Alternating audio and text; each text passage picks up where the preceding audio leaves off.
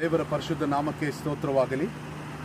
ದೇವರು ತನ್ನ ವಾಕ್ಯದಲ್ಲಿ ಹೇಳಿದ ಪ್ರಕಾರ ನಾವು ದೇವರ ವಾಕ್ಯ ಯೆಹೋಶುವನ ಪ್ರವಾದನೆ ಗ್ರಂಥದಲ್ಲಿ ನಾವು ನೋಡ್ತೇವೆ.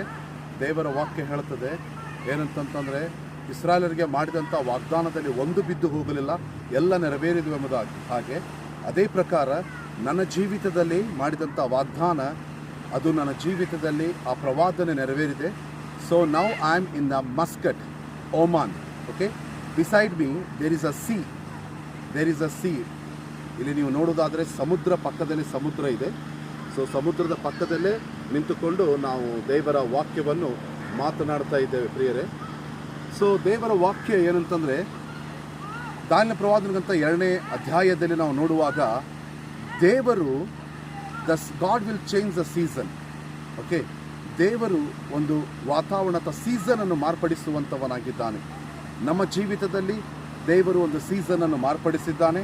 ಅದೇ ಪ್ರಕಾರ ನಿಮ್ಮ ಜೀವಿತದಲ್ಲಿಯೂ ಕೂಡ ದೇವರು ಏನು ವಾಗ್ದಾನ ಮಾಡಿದ್ದಾನೋ ಅದು ನಿಮ್ಮ ಜೀವಿತದಲ್ಲಿ ಕರ್ತನು ನೆರವೇರಿಸ್ತಾನೆ.